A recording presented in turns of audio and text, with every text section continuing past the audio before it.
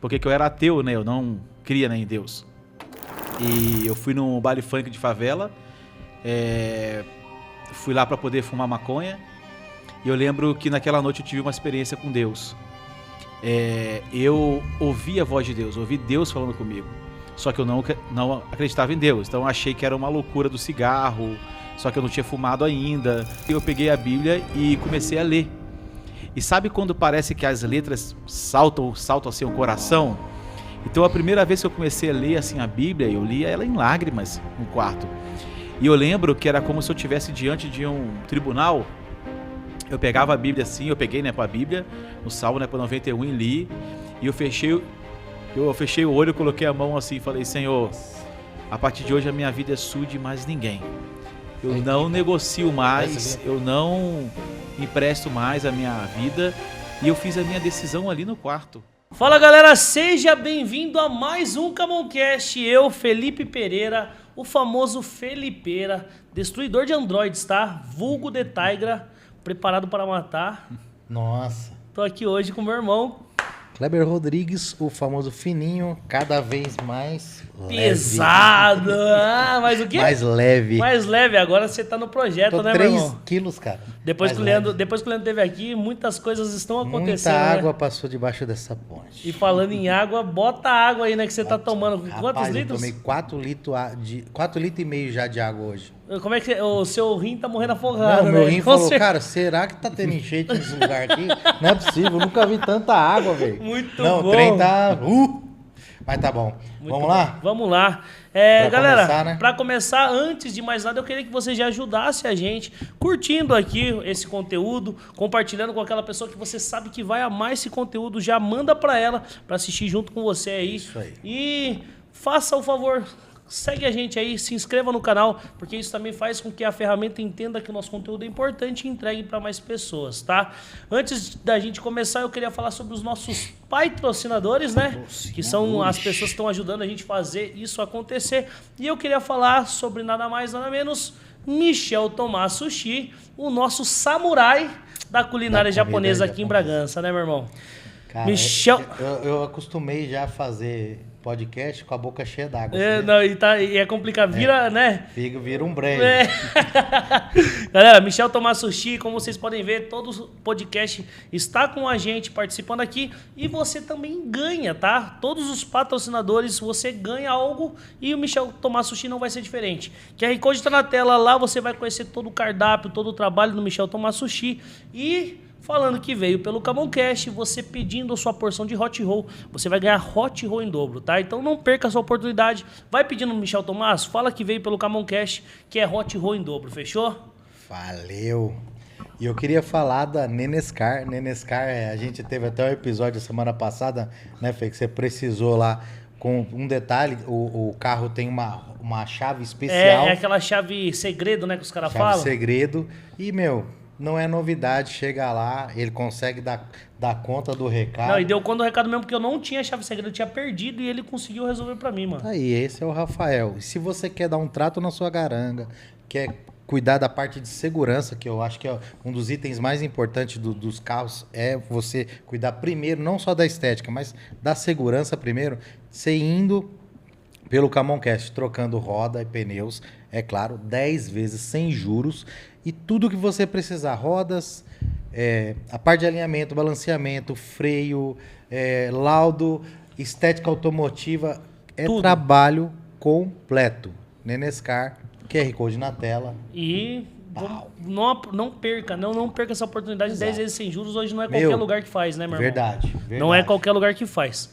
No nosso próximo patrocinador, eu queria falar sobre saúde, qualidade de vida. Saúde e qualidade de vida. Shape lindo. Shape estético. lindo. Eu queria falar sobre X-Prime. Para você aí que faz parte aqui da gente, está nos assistindo, X-Prime, você consegue pelo cupom, o QR Code que está aqui embaixo, aqui na tela, você pode entrar lá e ter 7 dias para você conhecer dos melhores da academia, tá? A X-Prime é uma academia muito bem equipada, com ótimos profissionais e bem localizada. São mais de 20 unidades espalhadas pelo Brasil, tá? E aqui em Bragança tá no melhor lugar, região da entrada de Bragança Paulista, aqui no Lago do Tabuão. Com certeza você que nos assiste vai amar X Prime, 7 dias pra você e colocar o shape, fechou? QR Code na tela. QR né? Code na tela, meu irmão. E é o seguinte, eu queria falar do Bragança Embalagem, né? Bragança Embalagens. Bragança Embalagens. Bragança Embalagens. Embalagens. Bragança Embalagens. Embalagens. Bragança. Embalagens. Bragança. Embalagem. Ficou boa, eu gostei dessa sinergia. Ó, pra você que precisa de produtos de limpeza, produtos de office, que é para escritório, produtos para você, para sua lanchonete, para o seu restaurante, os descartáveis, ou seja, detalhe, eu não vou conseguir falar todos, são 7.000 itens na loja. Pouca coisa, né? Cara, Tem pouquinha coisa, né? você pode comprar na qualidade do seu lar ou do seu escritório, No conforto. na comodidade, no conforto, sem sair de casa. Moral da história. Eles têm entrega express. São até 4 horas pra você receber aí na sua casa, tá? Pagando barato, né? Pagando barato, né, meu irmão? Pagando barato. E E quem vem pelo Camoncast, quem vem pelo Camoncast, você tem uma surpresa incrível que, primeiro, você vai ter que comprar pelo site, tá? Exato. Que é... O Camon 20. Não, é www... www.bragançaembalagens No plural. Não pode esquecer do plural, tá? Que é com S, né? É, você entrando nesse site e fazendo o seu pedido por lá, você na parte de cupons, você usa Camon20, tá? Não esqueça, Camon20, você tem 20% de desconto. www.bragançaembalagens.com.br. É isso aí, galera. Fechou? QR Code na tela. E é isso. Aproveita. E o nosso próximo patrocinador, eu queria apresentar uns produtos deles, né? Na verdade, a gente tá aqui com a Jesuscope. Você aí que gosta de cultura, gosta de ler, para você aí que quer conteúdos bons, a Jesuscope tá uma parceria com a gente. Eu tenho aqui 2 livros, Chega de Regras, e essa aqui é a famosa Bíblia Sagrada, que na minha opinião são as melhores Bíblias e as mais diferentonas. Você vai ter lá a Bíblia de tudo que é jeito, Bíblia sticker, Bíblia com um negócio do aplicativo lá que eu achei animal. As capas animal. Não, é uma mais bonita que a outra, tá? E a Jesuscope, né? Jesuscope. Isso, A é. Jesuscope, Brasileiro, você... né? Brasília. Jesus. Jesus. Você fazendo a sua compra, comprando produtos acima de R$180, você tem frete grátis pro Brasil todo aí. Então, não tem mais desculpa. Você pode adquirir os produtos da Jesuscope com ainda frete grátis aí. Falando que veio pelo Camoncast, né? Tem o QR Code aqui na tela, o site deles também está disponível. Detalhe. E aí é só aproveitar. Detalhe, tem literatura para crianças, né? Eles são bem completos. E o DNA da Jesuscope é você pegar de uma linguagem de algo complicado, complexo e com uma cronologia muito antiga e colocar para a linguagem de hoje. Então você consegue assimilar e entender os textos complicados com a linguagem de hoje, que você consegue fazer a aplicação. Porque nada mais interessante ou nada mais de propósito do que você adquirir conhecimento e aplicá-los, né? Com Eu acho que esse é o propósito do conhecimento. Essa é a linguagem deles, né? Isso. E tem ótimos títulos, tá? Esse Chega de Exato. Regras é um livro muito bom. E Tem eu até aquele deixo Deus a te dica. fez de propósito também, que é do Animal. Douglas com o Thiago. Animal, tem muito livro bom. Eu convido Tá gostando, vocês... Gabriel? Tá gostando do livro?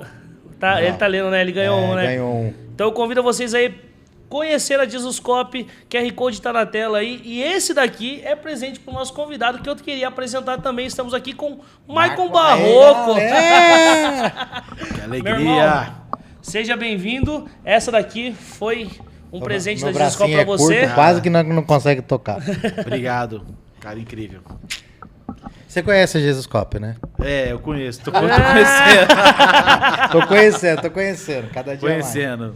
Vai ser difícil gravar aqui com vocês, hein? Por quê? Esse cheiro aqui tá Nossa, sensacional. rapaz. A boca já deu aquela... um gordinho com isso aqui não não. combina, É não. complicado, A né? gente entende isso aí. Estamos querendo deixar de entender, né? Tô Fernando? querendo deixar de entender. Eu tô nessa querendo luta não. aí. Tô querendo não, viu? Tô nessa luta. Nós amarramos agora aí um projeto novo. É. Aí estamos encarando assim com toda seriedade. Cara, eu vou falar pra você, eu acho que é a primeira vez que eu encarei com tanta seriedade. Falando, não, agora ou vai ou racha. Ou vai ou racha, 44 anos, né, mano? Tá na Eu hora também de tô num tomar projeto vergonha novo. na cara. Eu tô num projeto novo aí. Eu ouvi um... Nessa linha de saúde. nessa linha de saúde. Eu ouvi, né? Eu trabalho com missão há um tempo. E o missionário, ele tem uma questão, assim. Ele sempre fala assim, cara, se eu morrer, eu vou estar com Jesus. Sabe? Tem aquela Aquela parada do Paulo, né? E de fato é verdade, né? Sim. Se a gente morrer, a gente vai estar bem. Só que, cara, eu ouvi um cara falando assim, cara, o problema não é você, né, morrer. Isso aí, cara, você vai estar com Jesus mesmo. Mas o problema é se você ficar doente. E você tem que ficar numa cama, e ao invés de cumprir o propósito que você vai ter que cumprir, outra pessoa que deveria estar cumprindo o propósito também, ela vai ter que parar. Então você não vai conseguir cumprir o que você tem que cumprir, porque você não cuidou daquilo que Deus entregou. Sim. E a outra pessoa que deveria estar cumprindo também, ela não vai cumprir. Porque ela tem que cuidar de você. Aquilo veio como assim uma bomba explodiu na minha cabeça. E eu falei, cara, eu preciso mudar.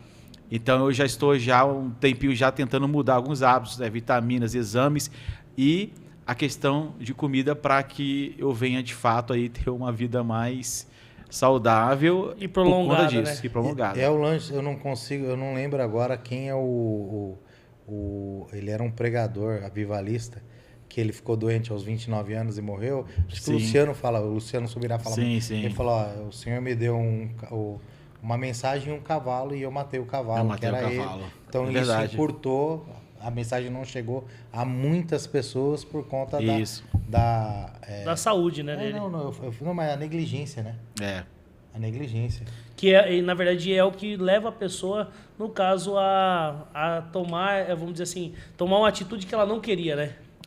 O Dr. Johnny é um cara que caminha conosco, né? Ele é bem... ele é radical, lembrando, né? a gente disso, né? De cuidar daquilo que Deus entregou pra gente. Então... Você pode usar pra tomar água, se você preferir, tá? Fica à vontade. Beleza, então. Deixa eu tô com medo de tremer e a água cair em cima do livro. Ficou tudo certo. Bom, agora já nos livramos. Maicon, se apresenta pra gente. Sim. Então, o meu nome é Michael, né? Sim. Eu sou casado com a Vivian há 17 anos. A gente casou. Parabéns, Vivian. Isso aí, a minha história começa um pouquinho antes, né? Eu vim de uma família que não era cristã, assim. Então, eles tinham a fé e tudo, mas de fato era uma família que ainda não tinha tomado um posicionamento relacionado ao cristianismo e tudo. E tivemos algumas experiências, o meu pai ele se converte depois, eu vim me converter muitos anos após. Eu me converti com 18 anos, me converti numa favela. Então, é até legal contar sobre isso, que eu fui... Perto do Zeca, né? Pertinho do Zeca, isso aí, eu morava lá em Xerém, eu fui criado ali, conheci o Zeca, o filho dele estudou comigo. E eu saí da favela até chegar em Xerém, eu fui chorando desesperadamente, pedindo, Deus, não faça nada comigo. E sabe, aquele temor no meu coração, achando que Deus ia me fulminar, assim. Porque eu vi que Deus era real. Quando eu cheguei em casa, minha mãe deixava a Bíblia do meu quarto aberto no Salmo 91. Sim. Ela deixava aberta porque falava que era o Salmo, né, protetor da minha vida. Acho que todo mundo teve a mãe com uma Bíblia dessa, né? Isso aí. Só que assim, as páginas chegavam a ser assim, cara, amarelas. Porque eu nunca tinha pegado a Bíblia. Eu com 18 anos, eu nunca tinha lido a Bíblia antes. Então eu lembro que eu cheguei em casa e eu peguei a Bíblia e comecei a ler. E sabe quando parece que as letras saltam assim o coração? Então a primeira vez que eu comecei a ler assim a Bíblia, eu lia ela em lágrimas no quarto. E eu lembro que era como se eu estivesse diante de um tribunal. Eu pegava a Bíblia assim, eu peguei, né, para a Bíblia, no Salmo, né, para 91 e li. E eu fechei o olho, coloquei a mão assim e falei, Senhor, a partir de hoje a minha vida é sua e de mais ninguém. Eu não negocio mais, eu não empresto mais a minha vida. E eu fiz a minha decisão ali no quarto. Assim, não foi aparentemente ninguém que pregou. É lógico, hoje eu compreendo que a oração dos meus amigos, da minha própria mãe, cara, a minha mãe estava orando naquele dia. Sabe, o Senhor me tocar onde que eu tivesse, o Senhor me tocou na favela. Né? Por que eu gosto de contar isso assim? Até como uma esperança para quem está ouvindo, e tem alguém que ama, mas ainda não conhece a Jesus e não tem esperança sobre ele. Eu era um cara de coração duro, não tinha nada. Todas as experiências minhas com crentes não foram experiências, né, boas. Foram de testemunhos, né, ruins. Então eu não acreditava naquilo. E naquele dia eu fiz uma decisão por Jesus. E eu lembro que eu não sabia o que ler mais, porque eu li o Salmo, legal ali, né? Entendi alguma coisa, e eu pulei logo e comecei a ler as cartas de Paulo. Então era como se eu tivesse feito uma imersão de sexta à noite até sábado à noite. Eu estava no quarto trancado e só lendo a Bíblia e chorando. Não queria comer, não queria fazer nada. E o Senhor estava ministrando meu coração. Era eu e ele ali, entendeu? E eu não sabia o que fazer. A única coisa que eu pensava é, amanhã vai ser domingo. E eu vou procurar um amigo meu, né, o Luiz Antônio, que me chamava para poder ir no culto, e vou para a casa dele e vou no culto. É o que eu pensava. E lá eu vou ver como é que faz para ser crente. Eu não sabia, né? Eu não sabia. E uma coisa interessante, por que eu pensei nele? Porque o pastor dele era o cara mais sério que eu conheci na cidade.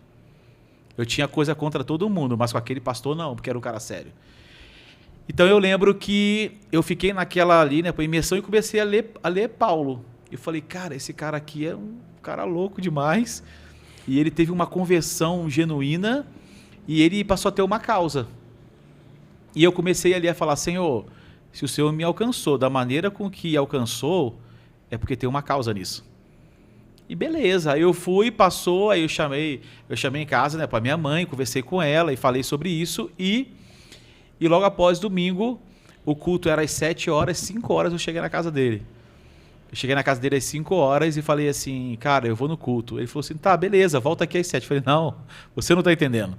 Eu vou ficar aqui, eu não vou sair daqui. E 7 horas a gente vai, mas eu vou ficar aqui esperando você. Pode fazer o que você quiser. E fui, cheguei lá no culto, teve, né, administração e tudo e tal. E no final, não teve ali naquele dia de convite, apelo, algo assim. Mas quando terminou tudo, eu chamei, né, o pastor e falei assim, pastor, aconteceu isso, isso e isso. Eu conheci Jesus e eu quero caminhar com Jesus. Esse pastor tomou uma atitude, cara, maravilhosa. Ele falou assim, ó, vamos fazer o seguinte, eu te conheço e sei que só Jesus podia fazer isso. Eu sei que você não seria, talvez, alcançado de uma outra forma, porque você era o cara de coração duro. Porém, é o seguinte, aonde eu for, você vai comigo hoje. E, cara, o pastor começou a me convidar para aniversário de criança, nascimento de criança, velório, tudo que tinha, ele me chamava. Eu virei quase que, tipo assim, o coroinha dele, assim. Tipo assim, aonde que ele ia discipulado, cara, andar ali com ele o tempo todo. Só que teve uma coisa, cara, que ele falou pra mim que me marcou muito, assim. Eu perguntei pra ele assim, como eu faço pra me firmar em Jesus? Porque que os meus amigos, um monte, né, converteu e depois eles abandonaram Jesus. Cara, o que eu faço pra poder me manter firme? Aí esse pastor falou assim pra mim, o pastor Carlos Franco, ele falou assim, cara, ó, quanto mais você pregar o nome de Jesus, falar o nome de Jesus, testemunhar o nome de Jesus, mais você vai criar raízes nele. Aí eu falei, é isso? Eu tenho que falar? Eu tenho que falar. E eu comecei a contar os meus amigos. Eu lembro que naquele tempo a gente jogava em Lan House, né? A gente jogava CS, aqueles... E eu comecei a pagar 1 hora para cada um para eu poder falar uns 15 minutos. E, cara, eu comecei a pregar na Lan House. Parava, gente, olha só. E eu contava o meu testemunho. E eu comecei a ver os meus amigos entregando a vida a Jesus ali. O futebol, a mesma coisa. Então, eu comecei a falar de Jesus. Só que os meus amigos, que mesmo eu convertido, me chamavam. Cara, vamos lá para poder beber junto. Vamos lá para poder sair. Vamos lá para isso.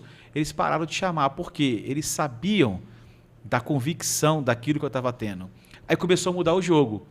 O amigo que chamava para poder beber, agora ele ia e me ligava e falava assim, Marco, estou com um problema em casa. Ora aí. Então, eu entendi o que o pastor falou. Quanto mais eu falasse de Jesus, mais compromisso eu teria com ele. Porque para a gente falar de Jesus não é só falar, eu tenho que conhecer Jesus. Eu tenho que orar, eu tenho que estudar.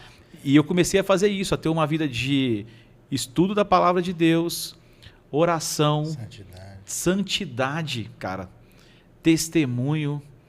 Então, cara, tudo aquilo foi trazendo para mim uma responsabilidade ainda cedo.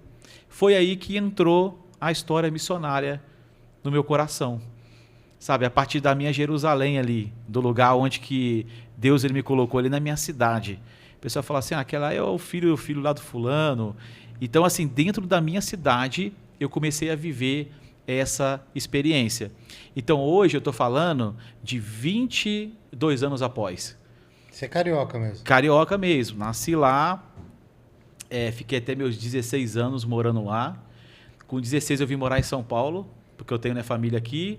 Trabalhei aqui 2 anos e com 18 eu volto. Quando eu volto para lá é que acontece a experiência de conhecer Jesus. Então eu conheço Jesus ali e minha jornada inicia a partir da minha cidade local, a partir da minha comunidade local, a igreja local, honrando os pastores, servindo ali. Então eu comecei a partir disso. Que é uma coisa até meio rara de se acontecer, né? Normalmente, onde você tá, as pessoas, por conhecerem muito você, ou até o pastor falou assim, eu sei que é Jesus mesmo. Não abre portas, por saber que normalmente a gente tem um passado ali muito marcante, né? O profeta de casa, né? Não Às vezes foi- não tem valor, né? exatamente, não tem valor. O Rio tem uma peculiaridade, né? Que é as classes sociais convivem muito junto, né?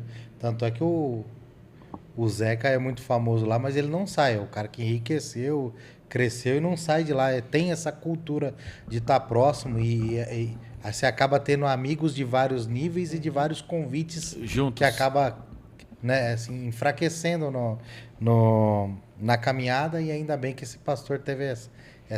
Sim. Daí cresceu o missionário Maicon, como que foi Sim. essa? Cara, eu estava um dia em casa orando. Eu lembro que eu estava ouvindo uma palavra do Gregório McNulty, que é um Esse missionário. cara é embaçado. Esse cara é embaçado. O Gregório faleceu uns anos atrás, mas ele foi um missionário no Brasil muitos anos. E ele era um avivalista, cara. Ele é um cara que Esses caras. sabe, ele pegava fogo, assim. Ele fala até de um jeito diferente, né? Ele é Eu não lembro o americano, sotaque. né? Um Americano, tem o sotaque americano. Eu quero ver Deus. É. É uma parada da hora. E eu ouvi numa palavra dele, e assim, ele pregava, ele tinha uma parada, uma unção, sabe, de Deus, que o teu coração queimava e você tinha vontade de evangelizar o poste, assim, sabe? O poste de luz. Você tinha vontade de evangelizar tudo, todo mundo. Então, assim, ele tinha essa questão no coração dele. Então, um dia lá, né, orando, o Senhor me deu uma palavra, amor pelas nações. Só que na época, assim, era muito comum alguém ter uma palavra e criar um ministério, por exemplo. E eu pensei, eu falei, cara, será que o Senhor quer me dar o nome de algum projeto, alguma coisa? E eu fui lá, né, pesquisar e vi uma escola chamada Clamor pelas Nações, que tem, né, uma escola, né, em Belo Horizonte. Então aí eu tentei ir, mas no tempo eu não tinha dinheiro para poder ir. E eu fiquei naquela, puxa, e agora? Só que eu vi que era uma escola, né, missionária. Eu falei, cara, que negócio aí de missionário? Deixa eu ver e pesquisar. Então foi daí, eu comecei a pesquisar aquilo, quanto mais eu pesquisava, mais aquilo fazia sentido com a minha vida e com as palavras que eu tinha lido do apóstolo Paulo. Uhum. Então começou a fazer sentido, a encaixar. Aí, cara, eu lembrei de uma coisa. Quando eu tinha 12 anos, eu fui numa igreja e um pastor, cara, sabe esse pastor pentecostal? Aí o cara chegou, olhou pra mim e falou assim, você aí, menino, no meio de todo mundo assim, tinha bastante gente, você vai ser pastor e missionário. E apontou pra mim. E eu com 12 anos, tipo, não conhecia nada, né, e tudo, eu falei assim, Deus me livre. Deus me livre, pastor. Isso foi uma dos momentos antes de você se converter de verdade. Antes. Que os momentos que não foi legal pra você. É aquela coisa que a minha tia me levou numa igreja, eu fui pra poder comer merenda, entendeu? Que bagulho doido. E aí eu lembrei lá na hora. Aí eu falei, cara, o Senhor disse que teria uma causa. E eu entendi o que era. Então, eu comecei a ser intencional ali na causa. Eu comecei a estudar sobre isso, comecei a imergir sobre isso. Automaticamente, meu pastor me chamou e falou, cara, tem uma missão para poder cumprir lá no norte do Brasil. Aí eu fui para uma cidade do norte, né, do Brasil, chamada Cutias. É uma cidade pequenininha, no tempo de 4.500 habitantes. Caraca, é uma vila, vamos dizer. E isso, onde não tinha, né, igreja no tempo, e a ideia era plantar uma igreja ali, uma igreja batista no tempo. E eu fui para lá, eu fui com a minha equipe, e naquele tempo a gente ficou servindo ali. Foi um tempo de bastante, né, doenças, né, tropicais, com malária e tudo. A equipe ela não ficou e eu permaneci no trabalho ali para poder plantar a igreja.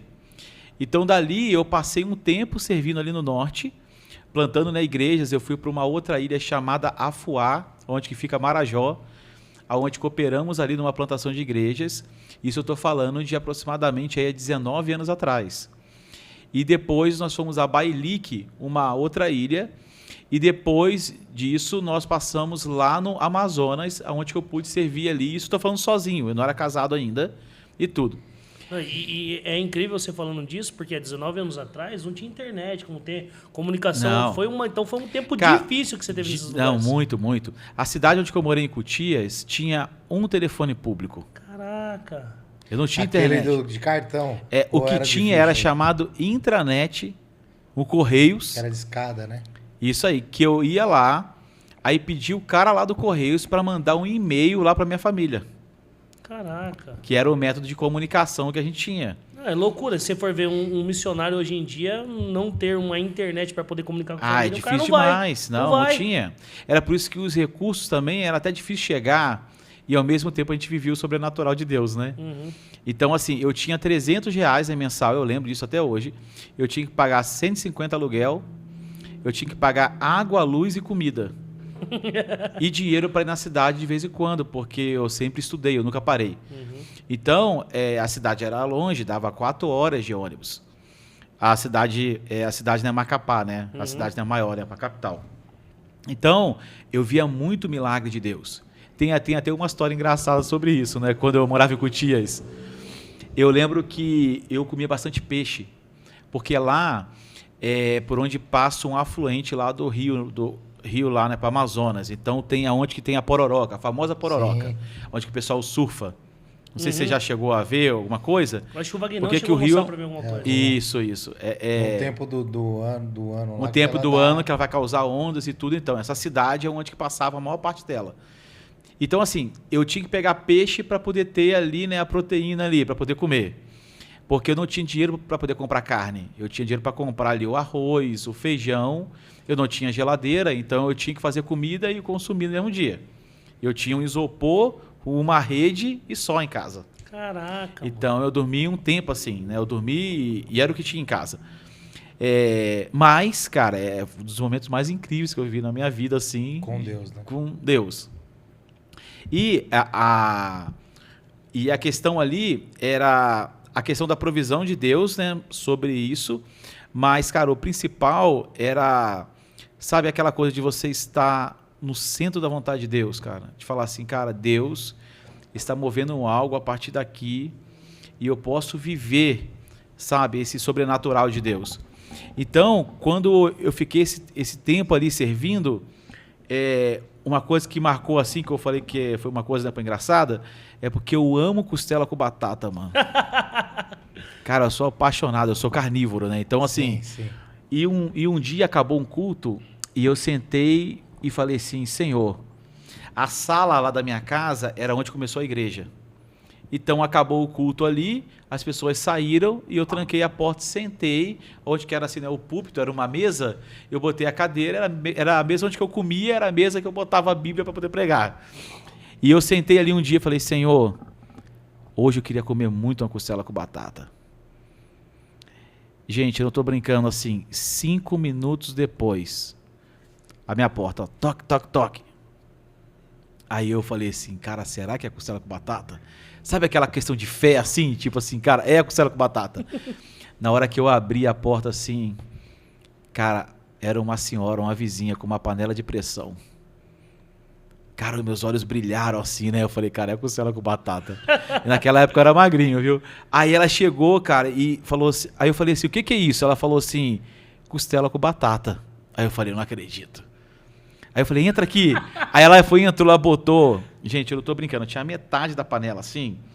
Eu peguei uma colher, peguei uma garrafa d'água e sentei e fui comendo, cara. E ela olhando, eu comendo assim, eu comendo e chorando, né? Porque, cara, é um milagre ali, né? E ela falou assim, eu não sabia que você gostava de guariba. Aí eu, guariba? O que é guariba? E ela falou assim, não sabe não o que é? Ah, come aí, depois eu te falo. Aí eu fui comendo, né? Comi, acabei de comer a costela. E pra mim, guariba era alguma parte do boi. Não sei, o jeito que ele chamava a costela de boi. Aí ela falou assim, vem cá aqui na minha casa que eu vou te mostrar. Aí eu fui na casa dela, né, pra vizinha, ela abriu o freezer. Quando ela abriu o freezer dela grande, era como se tivesse um homem deitado dentro, assim, musculoso. Repreendido. Tá doido, né? E sem a parte da costela. Tá maluco, mano? Acabou de comer Aí eu a falei Eva. assim, aí eu falei, o que é isso aqui? Aí ela foi e falou assim, peraí que eu vou te mostrar. Ela tinha acabado de matar um dia antes. Explica isso direito, pelo amor de Deus, não fica A assustado. cabeça de um macaco desse tamanho aqui. A guariba é um macaco, né? Só que ela tinha tirado a pele todinha, tirar a pele do macaco ali, né? Fica aquela coisa estranha. E, cara, a costela que eu tava comendo era costela de macaco. Eu falo que nesse dia eu aprendi a orar certo. Costela com batata. Pô, eu tinha que falar, Senhor, Costela de Senhor, boi. eu quero a costela de boi, não é a costela, né, de Rapaz. macaco. Então, Eu comi saruê, cara. isso aí. E, cara, isso me marcou muito, né? Por quê? Porque, cara, Deus se preocupa com esses detalhes pequenos da nossa vida, né? Então, assim, a vontade de comer ali a costela, né, e tudo aquilo. E marcou muito. Comi outras guaribas depois, mas me marcou muito. E eu fiquei servindo ali, cara, mas depois de 4 anos, assim, servindo ao Senhor em missão solteiro, falei, Senhor, eu acho que eu preciso casar, né? E foi nessa época que eu conheci a minha esposa, né, a Vivian. A Vivian estava voltando de uma experiência no Paraguai, em uma tribo indígena. E eu conversando com ela, a história é bastante longa, mas quando eu voltei para poder tirar umas férias, a minha intenção era encontrar alguém, né, orar. Eu falei, cara, eu quero encontrar uma mulher, só que assim, ela precisa ser corajosa, ela precisa não ter medo de barata, escorpião, cobra, porque eu só morava em lugares sinistros, e ela precisa ter um coração missionário. E tem que gostar de guariba. E tem que gostar de costela de macaco. Aí o Senhor colocou um desejo no meu coração, que é, por onde na época do mundo eu tinha ido em festas, era para eu voltar e pregar o evangelho lá. Ele botou esse desejo no coração. Antes de você... No caminho de volta, quando eu tava vindo para poder tirar esse tempo assim de férias. Uhum. Aí quando eu tava vindo, né, voltando, aí eu lembrei de Cabo Frio. Porque Cabo Frio é o lugar onde os cariocas vão para passar carnaval, passar festas. E a Vivian morava lá. Entendeu? Então eu entrei em contato com ela para que a gente pudesse ter esse tempo juntos ali para fazer um impacto evangelístico. E fizemos um impacto chamado Fortes e Guerreiros. Chamamos umas 100 e poucas pessoas para adentrar a festa do carnaval e pregar a palavra de Deus. Só que nesses 10 dias assim, de trabalho, a gente ficou apaixonado um pelo outro.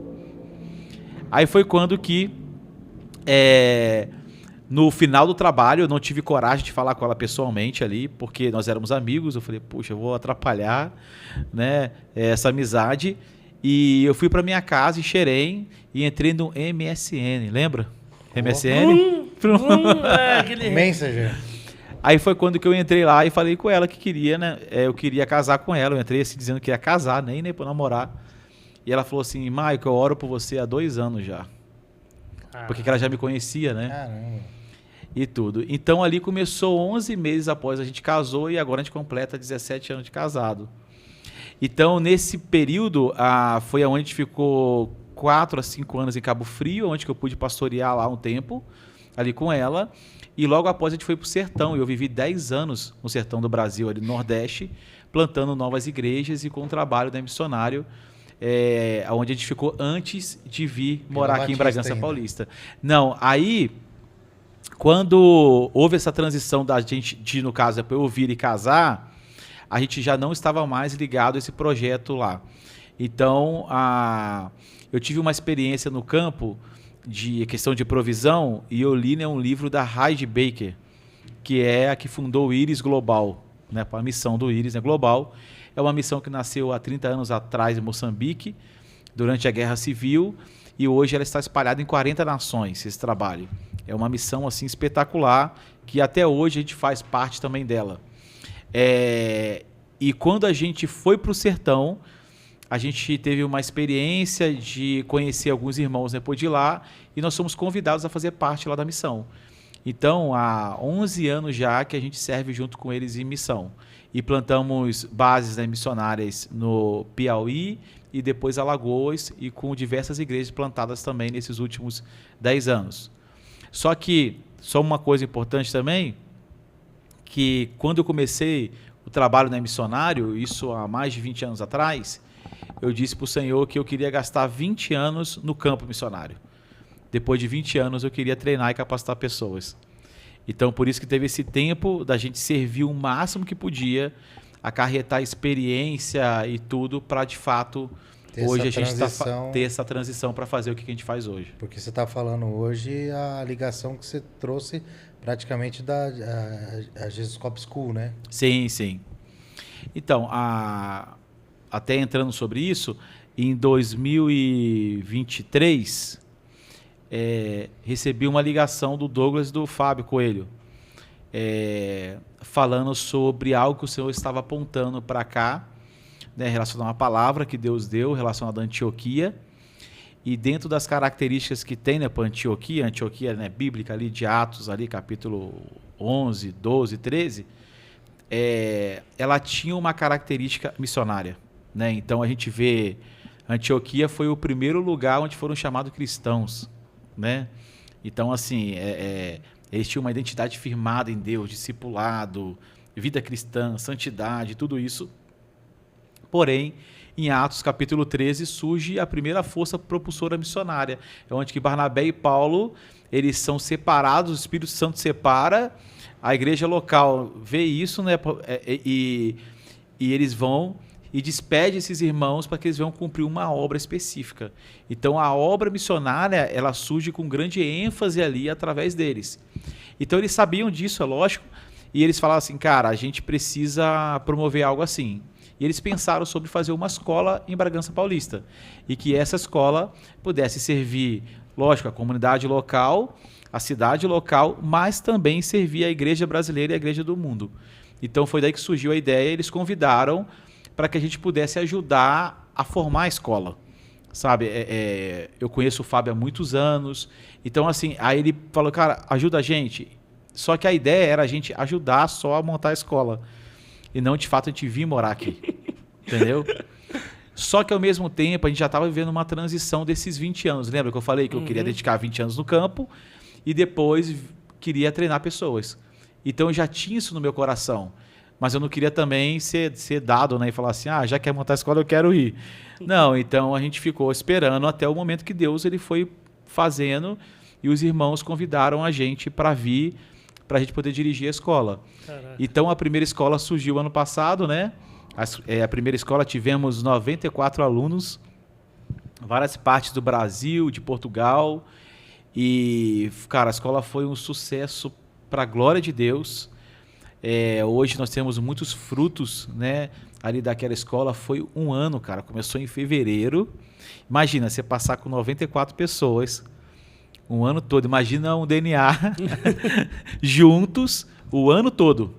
E foi isso, cara, e assim, praticamente com o mínimo de problema, e ao mesmo tempo ver, né, por exemplo, em julho agora nós vamos casar um casal que após a escola, né, durante a escola não pode depois namorar, mas após a escola sim, e eles vão casar agora, missionários que eu acabei de agora visitar em Marajó, mano. Tem missionários que foram formados aqui, que hoje estão trabalhando em Marajó, com dependentes químicos, no lixão da cidade, ribeirinhos, missionários estão espalhados hoje, que estão servindo, e cara, isso aí não tem preço. Então isso é um pouco do trabalho que a gente está fazendo com a Jesus Cop School aqui em Bragança Paulista.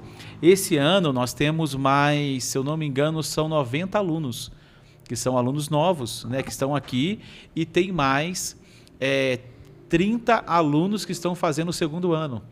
Então, nós temos ali 120 pessoas sendo treinadas e capacitadas para poder cumprir a grande comissão. Caraca, isso é incrível. Que da hora, mano. Que da hora, de verdade. Porque a gente vê como você aprendeu a depois pedir para Deus nos detalhes, né? Sim. Não foi de um jeito tão legal, né? A importância de ser específico, né? Que Deus está fazendo uma parada que a gente sabe hoje que a Jesus Cop... e a Jesus Cop School realmente estão fazendo um trabalho lindo. De verdade, assim, é algo que...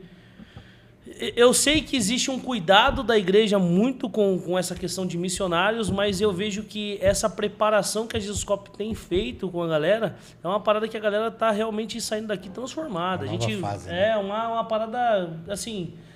de verdade, assim, as pessoas elas estão aprendendo no pouco. Sim. No pouco. Eu vejo muita molecada da Jesus Cop School falando lá, pô, larguei tudo, larguei trampo e tal. E não, e tá vindo lá sem trabalho, tem que aprender a trabalhar do lugar que tá e viver do lugar que tá. Usar das armas que tem, né? Que é praticamente, na realidade não é, mas é um start do que vai passar no campo, né? Sim. E aí, falando de campo, você falou um pouco da experiência de morar fora, lugar inóspito, né? Vamos falar assim, com pouco recurso e abrir campo do nada, né? Praticamente era esses lugares, por ter pouca, praticamente você era o único cristão ali, e aí foi abrindo na cara e na coragem. Tem alguma história? Ah, tem muitas. A do Piauí me marcou muito, porque a gente foi para... Fizemos uma viagem missionária... Já com a Vivian daí. Já com a Vivian. Eu fiz uma viagem com ela em 2013. Nós fomos para poder pregar em Teresina, né, na capital do Piauí. E logo após Minha a esposa é de gente... Teresina. Ah, é? É ótimo. Quente e ótima a cidade. Pessoas maravilhosas. Eu amo muito, né, Teresina. Então a gente fez uma viagem para o sertão. Um amigo nosso dizia assim, Maico, tem 6.000 comunidades sertanejas sem nenhuma igreja. Só que, assim, de fato, eu poderia entender que teria, mas na minha cabeça não conseguia encaixar. Com tantas igrejas no Brasil, como assim tem 6.000 comunidades? Estou falando de milhares de pessoas que não têm acesso à igreja. Então isso na minha cabeça não encaixava muito, por mais que eu sabia que poderia ser uma verdade mesmo. Só que eu queria ver. Eu sou aquele cara que, cara, vamos lá ver então. Tomezão. Isso aí. Então, cara, entramos no carro com ele em Teresina, nós rodamos entre o sertão do Piauí e do Ceará em média de 1.500 a 1.800 quilômetros. Caraca, é 2 vezes daqui pro Rio de Janeiro. Isso aí, entrando e saindo em povoados, entrando e saindo em povoados. Porém, eu já tinha ido um ano anterior também, eu fui em uma comunidade pequena. E nessa comunidade pequena me marcou muito. Eu fui com o Thiago Costa. Cara, nós entramos nessa comunidade que me marcou muito, porque era uma comunidade onde que eles não conheciam Jesus. Imagina, você entrar numa comunidade dentro do Brasil, onde as pessoas não conhecem Jesus, foi algo que marcou muito. E eu lembro que quando a gente saiu dessa comunidade, eu dei uma Bíblia. Eu peguei uma Bíblia, eu tinha uma Bíblia Thompson, que era uma Bíblia que tinha. Eu gosto pra caramba. E eu dei para um homem de 40 e poucos anos, que era o líder da comunidade. Quando eu dei a Bíblia, eu tinha acabado de pregar, aí eu dei uma Bíblia para ele e falei assim, ó, cara, toma aqui, porque aqui tem a história completa. Eu te contei apenas uma parte dela. E ele abriu a Bíblia e falou assim, ô doutor, próxima vez que você vir aqui, pelo menos uma página dessa eu vou saber, porque não tem ninguém para poder ensinar a gente. Nessa época que ele falou que não tinha ninguém, eu pastoreava uma igreja em Cabo Frio de 1.000 e poucas pessoas. E eu lembrava que era um monte de gente brigando para poder pregar, sendo que nesses povoados tinham vários microfones vazios. Quando ele falou, não tem ninguém, cara, meu coração já ficou agitado. E eu falei, cara, eu preciso fazer alguma coisa, eu vou fazer um projeto, eu vou treinar jovens lá na minha cidade, eu vou mandar pessoas. E eu pensei nisso. Só quando que eu volto e faço essa viagem de novo, e minha esposa ali comigo, e eu começo a conhecer realidade de vida, entrar na casa de pessoas, conversar, ouvir as histórias, e ver que tinha um campo aberto, um campo branco para poder pregar o evangelho.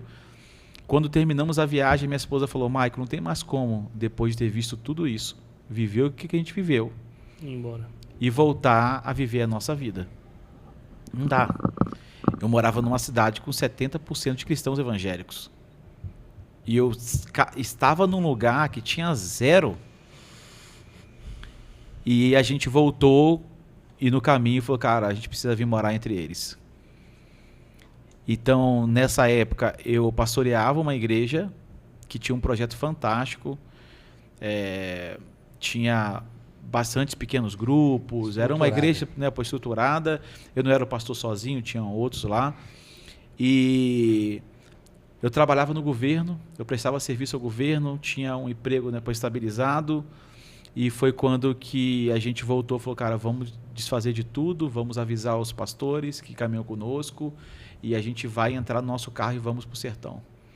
Eu tinha um Gol 1.0, eu saí de Cabo Frio até no sertão do Piauí, 2.500 quilômetros. o Senhor falou com a gente, não leva nada, vai só vocês e vão. A gente levou um ventilador ainda, porque lá é quente, para morar no Piauí, né? Eu fui morar numa cidade chamada Picos, no Piauí. Minha mulher tem parente. Tem lá, então, é uma cidade de entroncamento, é uma cidade muito, muito assim, né, estratégica, porque ela vai para o Ceará, ela vai para tudo quanto é lugar. Então a gente foi morar lá para procurar a cidade a qual a gente iria trabalhar, entendeu? Então assim, era uma cidade central para poder chegar. E de lá nós iríamos orar e visitar cidades para ver aonde que a gente ia começar a trabalhar. Fizemos isso, chegamos lá. Eu lembro que o Senhor falou para a gente não levar nada.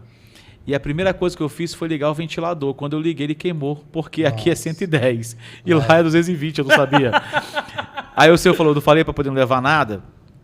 Só que quando a gente chegou lá, vimos muitos milagres de Deus. Por exemplo, ganhamos todos os móveis da nossa casa. O irmão, que a gente não falou nada com ninguém, o irmão ouviu de Deus, mandou tudinho lá pra gente. Começamos a viver. Eu com minha esposa, nós tínhamos um caminho que a gente fazia todos os dias. A gente acordava 7 horas, né, da manhã, fazíamos o devocional nosso, o café, 8 horas, a gente pegava o carro e ia conhecer alguma cidade. E a gente ia anotando, essa cidade aqui tem isso, tem aquilo, aqui tem tantas igrejas, aqui não tem igreja. Nós íamos fazendo uma pesquisa estratégica e orando, Senhor, é aqui que a gente tem que ficar? Andamos 40 cidades. E nenhuma delas o Senhor mandou de ficar. Até que teve um dia que minha esposa falou assim, Michael, hoje eu não vou não estou muito bem. E eu fui sozinho porque um amigo tinha que ir para ver um lance de uma expedição médica. Esse mesmo amigo que levou a gente antes, ele morava em Picos. Cara, quando cheguei na cidade chamada Acauã, no Piauí, quando eu entrei na cidade, o Senhor falou comigo, é aqui. Eu, Senhor, como é que eu vou explicar a minha esposa? Ela andou 40 cidades comigo, né? E agora, quando eu entrei nessa cidade, eu conheci um homem chamado Daniel. Esse homem é um senhor já, e eu lembro quando eu perguntei para ele assim, Daniel, me conta mais um pouco aqui da cidade, porque eu quero vir morar aqui. Ele falou assim, você quer vir morar aqui? Pra quê? A gente quer morar no Sudeste e você quer vir morar aqui? Não faz sentido. Aqui a gente não tem esperança. Você sabe, ele falou assim, você sabe que no ano de 2012 e 2013, mais de 30 mulheres tiraram a própria vida aqui? E eu, por quê? Ele falou assim, porque a gente não tem esperança. Perspectiva, né? Cara, quando ele falou isso, eu tive convicção que aquele era a cidade que eu tinha que ficar. Porque quando ele falou assim, nós não temos esperança, na minha cabeça veio, cara, a gente não tem Jesus. Foi exatamente o que veio na minha cabeça. Porque, cara, Jesus é a esperança, né? Então eu falei, cara, é aqui que eu vou ficar. Eu voltei e falei, Vivi, achei a cidade. Ela, sério? Eu falei, achei, a gente vai lá morar lá. Uma semana após, a gente já estava morando na cidade. A única casa que tinha alugando na cidade, eu estou falando de uma cidade de quase 5 mil, né, habitantes. Só tinha uma casa alugando, porque ninguém queria morar lá. E a gente alugou essa única casa, que foi o secretário de educação da cidade que conseguiu lá pra gente. Então nós fomos para lá, resumindo a história, começamos o projeto através de crianças, um projeto chamado Timóteo, que nós tínhamos dinheiro para fazer festa para 40 crianças, veio 120 no primeiro dia. Pela primeira vez eu vi multiplicação de cachorro-quente. Eita! Eu falo que Jesus multiplicou o pão, o peixe, e lá ele multiplicou o cachorro-quente. E, cara, 3 anos e meio após, nós tínhamos 7 novas igrejas plantadas lá. Meu Deus. 11 projetos, né, sociais. O Senhor começou a enviar missionários para poder servir lá com a gente. Era somente a gente, eu com ela, a gente não tinha filhos ainda. E, cara, o Senhor começou a mandar gente qualificada para áreas específicas. Por exemplo, tinha uma menininha que ela queria ser dançarina do Calypso, era o maior sonho dela. Tipo de 4 anos. Qual é o seu maior sonho? Dançarina do Calypso. E aquilo entrou no meu coração e falou assim, cara, qual é a perspectiva do povo? Tipo assim, qual é o sonho deles? E hoje lá nós temos um complexo, onde nós temos uma igreja linda lá, assim, sabe, cara, um prédio lindo. Nós temos salas de projetos. O investidor, cara, investiu milhões lá. Hoje, se você for lá, o centro cultural da cidade, se você quer levar alguém para visitar alguma coisa na cidade, eles vão lá onde que existem os projetos hoje. Então, assim, o que o Senhor fez lá é algo extraordinário. Os missionários que foram para lá no começo, um casal especial, né, Paul Wellington, né, Paul e Clarice, que hoje estão lá, né, liderando esse projeto, eles estão lá há 11 anos agora. E hoje nós temos esses 11, né, projetos. Essa menina que queria ser dançarina do Calypso, tipo assim, hoje ela serve na nossa igreja local, uma menina cheia de Deus, do Espírito Santo. Ela foi e passou na seletiva do balé de Bolshoi. Caramba! Então, assim, é algo incrível, sabe? Tudo aquilo que Deus promoveu ali naquele lugar. E a gente chegou, eu lembro que, cara, era vazio, assim, sabe? E de hoje ver o que o Senhor fez a partir dali. Então, eu pude ver em 3 anos e meio. E eu penso, cara, o que é o poder do sim, sabe? E você falar assim, sim, Senhor.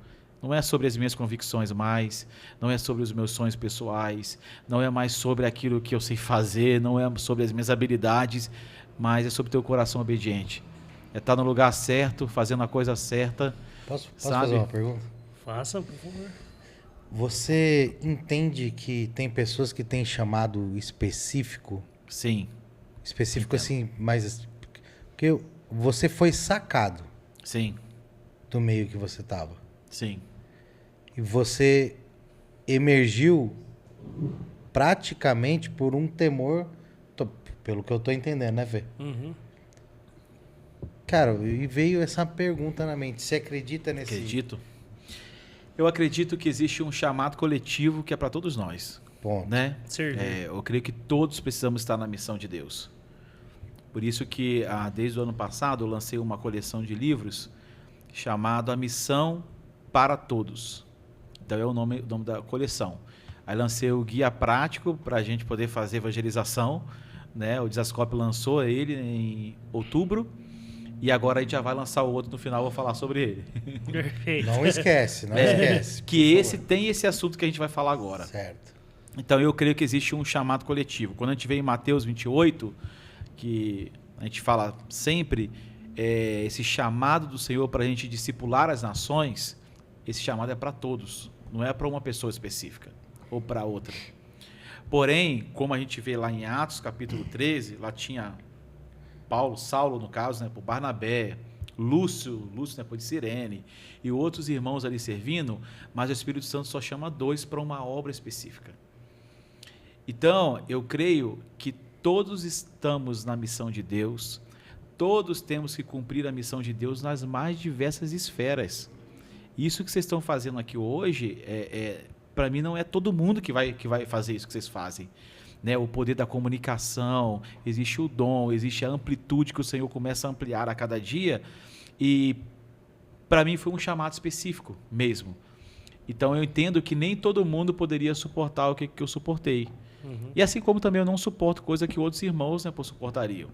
Então eu entendo que tem esse chamado, né, específico. Efésios 4:1, o apóstolo Paulo ele vai nos dizer que nós precisamos andar conforme é digno da vocação com que fomos chamados.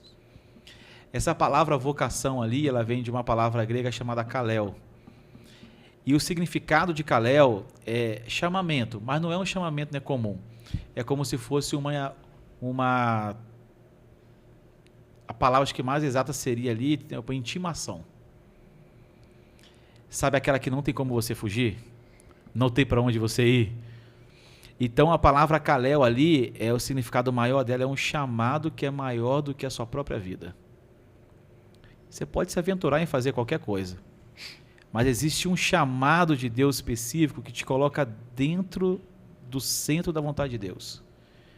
Aquela mesma que o apóstolo Paulo fala em Romanos 12, né, 2, para a gente não se conformar com o mundo, mas sermos transformados através da renovação da mente, né, do entendimento, para a gente experimentar qual seja a boa, agradável e perfeita vontade de Deus. Então existe um lugar em Deus onde você é pleno, mas a plenitude não significa que você vai ter facilidades. Total. Mas existe um lugar específico. Então, para mim, o chamado específico, o apontamento à vocação, é muito mais do que você fazer. É você ser. É mais ligado à identidade. Então, aquilo que você reflete naquilo que você faz, entende? Então, às vezes, a gente se preocupa tanto no fazer por conta do nosso ativismo e a gente esquece de ser. Então, o chamado específico é você assumir aquilo que você é. E qual é o problema hoje, a problemática de hoje? É que as pessoas não querem buscar o entendimento de quem que elas são em Deus, que é o chamado específico, que é a vocação delas. Por elas não quererem ter essa vida com Deus, de intimidade, de oração, devocional, relacionamento, é mais fácil ela querer ser o outro. Ainda mais que isso aqui, né? Isso aí, a cobiça, e entra tantas coisas. Comparação. Só que, cara, isso aí para comparação. Só que quando eu quero ser o outro, eu nunca vou ser o outro. E você, além de não ser aquilo que você tem que ser, você quer ser o outro e o que resta na sua vida é enfado, cansaço e frustração. Você está carregando um fardo que não é seu, né? Isso. Porque quando eu estou fora do meu chamado específico, eu posso até fazer para Deus. Só que eu vou dar uns 10% só daquilo que eu posso dar. Agora, quando eu estou dentro do meu chamado específico, para o Senhor, eu dou 100% daquilo que eu sou. Você foi feito para aquilo, né? Isso aí. É como se a peça encaixasse de verdade, né? É a mesma coisa que colocar uma Ferrari para correr numa estrada de terra, né? Isso. Até uma pergunta para quem está aqui ouvindo a gente, depois vendo, existem algumas causas que, cara, a gente paga para poder fazer. Não é?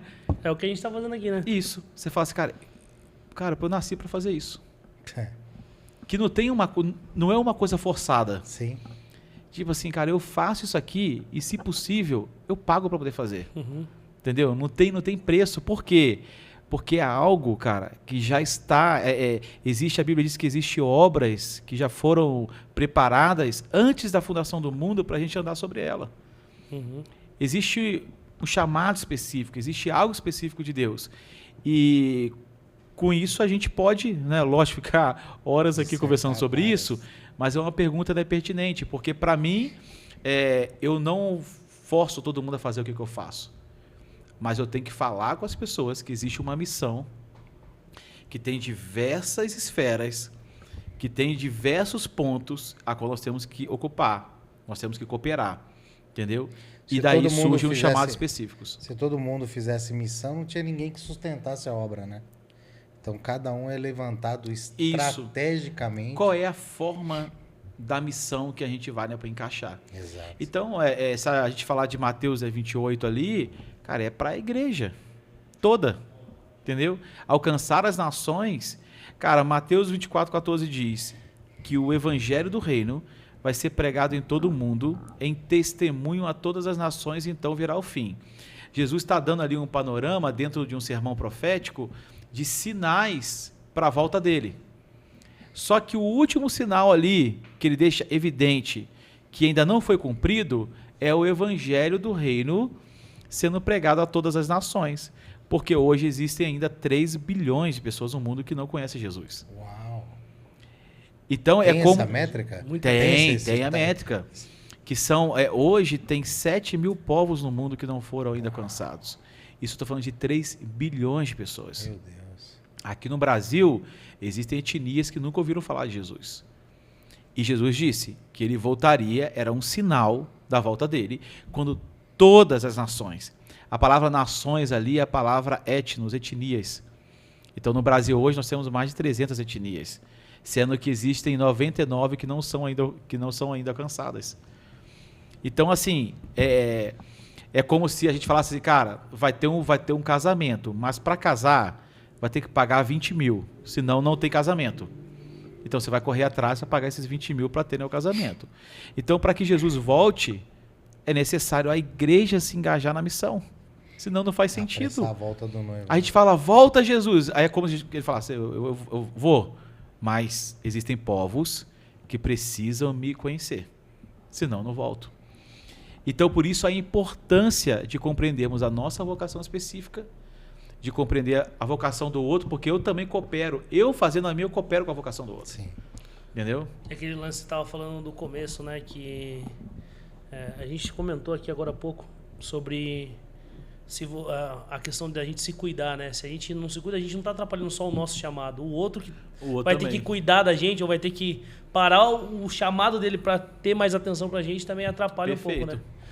Então, por isso que a minha ideia de escrever sobre isso também, porque eu já tinha eu tenho bastante coisas assim, né, por escritas, mas Bragança, com a convivência com os nossos irmãos, floresce, né? Tipo assim, você começa a acreditar Tem que esse você pode chamado, também né? fazer, né? Eu já tinha lançado um livro há um tempo atrás, falando sobre a questão do sertão. Eu tenho esse livro. E depois eu já escrevi o primeiro e agora já tenho outro. E até agosto eu já lanço o terceiro, que é falando sobre todas as etnias. Então, eu estou falando sobre a nossa Jerusalém. Esse livro eu já trago os fundamentos relacionados à missão. Fala um pouco dele. Sim. Esse livro é o segundo livro, né? O Testemunhas. Não sei se... Aqui, ok? Tá pegando Ah, aí, do qual? meio. Aqui, né? O Testemunhas. Eu falo sobre a missão, a vocação e os desafios que temos como igreja hoje relacionado à missão. Pré-lançamento, hein, galera? Só Pré-lançamento. E vai ser lançado, para você que está nos assistindo aqui, vai ser lançado pela Jesus Cop, que é um parceiro da gente. Eu queria até falar aqui, para você aproveitar esse pré-lançamento, né? Temos Já aí... fazer o seu pedido. já faz o combinho ali, já aproveita tudo acima de R$180 com o lançamento, eu acredito que vai estar lá, né? No mês que vem já. Mês que vem já, você vai ter aí frete grátis aí para você. Então aproveita esse momento aí para deixar também lá reservado o pré-lançamento aí desse livro que o Maicon tá lançando. Então, no começo eu estou falando sobre a missão, né? Sobre a questão da fundamentação dela. Então, assim como Jesus disse lá em Mateus capítulo 7, quando vai falar sobre o sermão ali da montanha, ele fala ali, aquele que ouve as minhas palavras e não as coloca em prática, esses são loucos. Ele vai explicar o porquê, porque não tem fundamento. Ele diz que aquele que ouve as palavras e coloca em prática são sábios, porque estão construindo sobre o lugar certo, né, a rocha. Então, assim como as doutrinas de Jesus ela tem, né, os fundamentos, a missão de Deus também tem. Então, eu estou aqui falando sobre isso, eu falo sobre a parte vocacional, eu falo sobre chamado específico, eu falo sobre o chamado coletivo, eu falo sobre as implicações relacionadas à vocação de cada um, e eu termino falando sobre os desafios que nós temos como Igreja de Cristo hoje, local e extra nossa cidade também, né? Isso aí, de geografia. Eu dou alguns dados de São Paulo, por exemplo, como uma grande capital que tem desafios hoje. Cara, hoje a gente recebe mais ou menos por ano 80 nacionalidades diferentes em São Paulo. Meu Deus. É muita Sabe, gente. hoje é quase impossível você ir para o Afeganistão e pregar o evangelho. Mas todos os dias chegam afegãos aqui em São Paulo. Uhum. E às vezes a gente está tão, sabe, atento ao dia a dia que a gente não consegue enxergar que o Senhor está chacoalhando as nações e está nos dando oportunidade. O Brasil é um dos países que mais recebem essas pessoas, né, refugiadas. E para a gente, às vezes, podemos olhar com um certo tipo de peso, como na verdade é uma grande oportunidade de pregar o evangelho. É um presente, na verdade, né? É um baita de um presente ainda. Isso aí. Talvez Deus moveu a pessoa geograficamente, porque talvez lá ela não seria, assim, talvez o prazo, né? Porque vai ser alcançado e esse é um pré-requisito, né? Isso tudo vai da nossa cosmovisão, né? A maneira que a gente está enxergando o mundo. Então, eu tenho falado sobre isso, né? Então, esse livro, cara, eu coloquei muito da vida nele, entendeu? Tipo assim, são muitas horas estudando, pesquisando, endossos de pessoas maravilhosas aqui também. Então, fantástico, assim. Eu sou suspeito a falar, né? Mas se você quiser conhecer sobre a missão de Deus, como você pode participar dela, como você pode envolver a igreja local. Você que tem uma igreja local e você quer treinar a igreja, eu fiz ele bem didático também. Você pode treinar em grupos, usar para poder usar em grupos. Tem matérias aplicáveis. Tem desafios e tantas coisas que você pode aplicar em grupo. E é isso que eu ia até te perguntar, porque a gente sabe a dificuldade hoje do aplicar.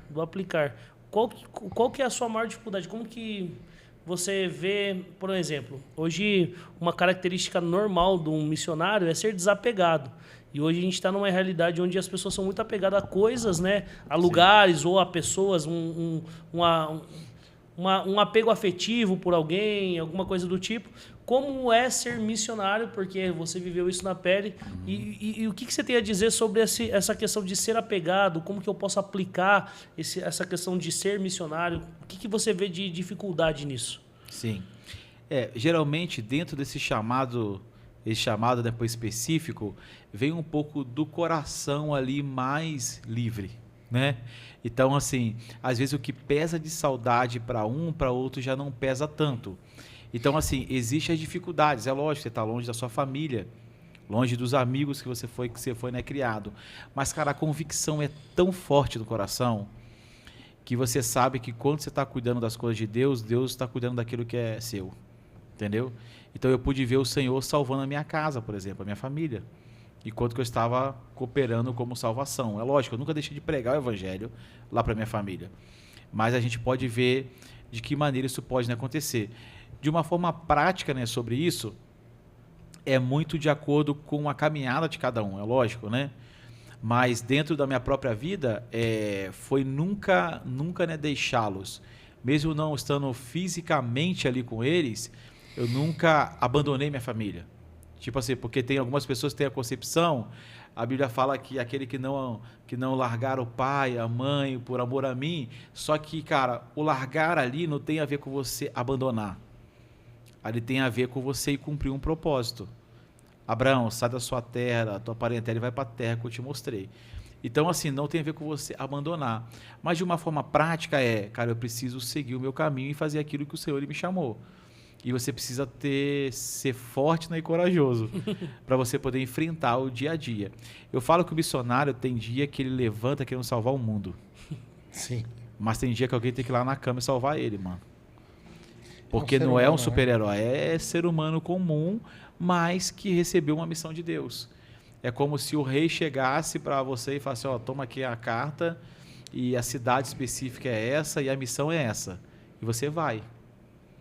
Você vê, por exemplo, um jogador de futebol. Cara, um jogador recebe o contrato no Barcelona. Você acha que ele tem um tanto pesar de um missionário que recebeu uma missão para fazer lá na África, no interior lá da África? A diferença só são os milhões. Mas os dois vão ter que sair do lugar onde que está. Lógico, tem uma convicção de uma coisa e o outro outra. Mas você acha que por uma família, o que pesa mais? Se você tem um filho, ele fala, papai, Barcelona me chamou, eu vou ser contratado. Você vai ter né, aquela coisa, puxa, meu filho, mas... Agora, seu filho chega, papai, Deus me chamou, eu vou ser missionário lá no interior lá da África, no Congo. Aí você, não, meu filho, será que é isso mesmo? Então, existe peso e medidas, né? E cara, Deus teve um único filho e fez ele missionário. Posso te fazer uma pergunta em conjunto essa? Sim. O que você diria, por exemplo, de um cara que queima no coração dele assim essa questão de ser missionário, mas ele acabou não, mas ele se casou com uma mulher que ela é muito apegada às coisas, no qual, ou vice-versa, né? A mulher que tem esse fogo missionário, né, que arde dentro dela e às vezes casou com alguém que é uma pessoa mais caseira, que gosta de cuidar. Isso seria julgo desigual? Isso existem maneiras de ser missionário local, vamos dizer assim? Para mim isso não é motivo de separação, divórcio e nada disso, né? Deixando claro, né? Mas eu acho que nessa escolha antes do casamento, até para quem é solteiro e está aqui, né, por ouvindo, a gente casa e existe a questão do propósito. Eu acho que quando são propósitos diferentes, eu não estou falando ministérios, né? Porque às vezes um é mais ligado ao ensino, né? O outro é mais ligado à questão mais assim, né, profética, por exemplo. Aí para mim não tem problema. O problema é quando tem propósitos, né, diferentes, igual você falou, né? Tipo assim, um puxando a corda para cá, outra para cá, e vai dar problema, é lógico. Então alguém vai ter que ceder. Então esse alguém vai ter que ceder pode estar matando o ministério. Então é interessante antes de casar você ter as suas escolhas corretas. Então, por exemplo, quando eu fui casar, eu falei, Senhor, eu quero ter uma esposa com coração missionário, porque eu sei que eu quero fazer isso a vida toda. Porém, é interessante a gente pensar que algumas coisas no cenário missionário ele tem mudado um pouco. E é bom a gente observar isso também, até abrindo um parênteses sobre isso. Por exemplo, antes a gente tinha uma demonização relacionada a negócios em missão. Tipo assim, ou o cara é empresário ou o cara se envolve com a missão de Deus. Só que hoje já tem, por exemplo, agora mesmo no Panamá está acontecendo um congresso chamado Comiban, que é um congresso de negócios em prol de missões. Hoje, os países que têm Restrição, né? restrição, que tem a maioria dessas 3 bilhões de pessoas que não conhecem a Cristo, são países fechados, que a gente não pode pregar o Evangelho. E o que está acontecendo hoje são movimentos de empresas e negócios que estão sendo plantados ali naquele país, para que, de fato, essas pessoas que estão indo plantar ali, elas sejam uma luz do Senhor e venham completar a missão ali. Porque, por exemplo, se eu quero ir ao Iraque hoje, eu não posso chegar lá e dizer assim, eu quero ser um missionário aqui. Você nem vai entrar. Eu já fui para lá, né? Então, assim, eu sei que não pode. Mas, cara, vim aqui porque eu estou vindo para plantar uma cafeteria brasileira. Cara, você vai ser bem-vindo. E imagina, o que é mais fácil? Por exemplo, se você bater na porta de um muçulmano, por exemplo, ele não vai atender você assim. Tipo assim, eu vim aqui porque eu quero te conhecer. Não é uma cultura muito brasileira, assim, apesar que os árabes são bem, abertos. Uhum. Tem árabes maravilhosos. Só que assim, a questão que não é a cultura daqui do Brasil. Agora, o café é um lugar de encontrar pessoas. Network, né? Isso aí. Então você vai estar ali servindo um café, um bom café brasileiro, que os árabes gostam. E as pessoas vão estar sentadas ali e você vai fazer amigos. É o método com que Jesus ele fazia a missão dele, encontrando com pessoas, amando pessoas, relacionando com pessoas. Então, o método evangelístico mais eficaz, eu poderia dizer que é, lógico, com o Espírito Santo, mas através de relacionamentos. Então, o café, além de te gerar isso, ele vai te dar um visto para você permanecer no país. Porque também é uma outra coisa. Como é que eu vou permanecer no país? Entendeu? Legalmente. E lá a Sharia manda em Isso. tudo, né? Como que nós vamos financiar toda essa obra missionária lá que não é barata? Entendi. Então, os negócios podem promover isso hoje. Não existe mais separação disso, né? Até uma estratégia. Isso aí é o chamado BAN. Depois vocês podem procurar. É o Business Mission. Então, hoje existe negócio sobre isso. E uma coisa interessante é que isso não isenta a igreja da participação dela. Porque senão a gente fala assim, agora é os negócios que vão fazer a missão. Não, ainda continua a igreja participando disso. Porém, isso agora abre um leque ainda maior. Onde, de fato, aquela irmã que falava assim, cara, eu não quero ir para a missão não, porque eu não sou essa pessoa que vou botar uma mochila nas minhas costas e vou para a África. Mas, de repente, cara, ela é uma boa cozinheira. De repente, ela é uma fotógrafa. De repente, ela é uma nômade digital e que ela vai cooperar na missão em uma outra esfera. Entendeu? Como eu falo que a missão ela é para todos. Cabe todas as profissões legais, ela cabe na missão de Deus. Um jornalista, Sim. um engenheiro, entendeu? Eu tenho hoje amigo, um engenheiro que trabalha em país fechado. Construindo a obra. Construindo a obra. Literalmente. E que tem uma igreja caseira. Sim. Olha só. E que cumpre a missão. Ele é um missionário lá, só que é um engenheiro de uma empresa grande, ganha-se bem e faz isso. Assim como eu tenho um amigo hoje que está trabalhando numa biblioteca num país fechado lá na África. E que está trabalhando de voluntário, que não tem salário, assim. Entendeu? Então, assim, a missão é para todos e cabe para todos. Eu sei que tem muitas pessoas que ela tem esse coração de querer fazer missão. E às vezes encontra muitas, vamos dizer assim, muitos problemas, né? Muitos quesitos a ter que tratar. Principalmente eu acho essa questão de, tipo assim, o casal ter que os dois entender o mesmo propósito, alinhar aquilo, e encontra muita dificuldade, né? E eu ia até perguntar se esse era um quesito hoje para um missionário. Ele tem que ser uma pessoa mais aberta, né, a mudanças, né? Sim, você tem que ser bem flexível, cara, assim. Se você for muito apegado às coisas, você vai viver sofrendo, né? Uhum. Então, por exemplo, eu já mudei 20 vezes de casa, entendeu? Então, assim, a gente não é mesmo apegado às coisas, assim. Porque se você for, você não se move naquilo que Deus lhe chamou. Mas tem missionário que vai para uma cidade, pela primeira missão dele, ele vai morrer naquela cidade. Porque ele se apegou à cidade. Eu queria saber, assim, o que seria o Projeto Íris? Porque você deu uma trabalhada por cima, mas o que seria o Íris hoje? E você falou que você tá nos bastidores, né? Você falou que você estava mais por trás, agora ali só resolvendo algumas coisas mais por cima, não está mais lá tão ativo, né? Sim. O que seria esse projeto? Então, essa missão ela nasceu há muitos anos atrás, né? Foi durante a Guerra Civil em Moçambique. Um casal de americanos, né? A Heidi Baker, Roland Baker, eles estavam participando daquele avivamento que teve em Toronto, no Canadá.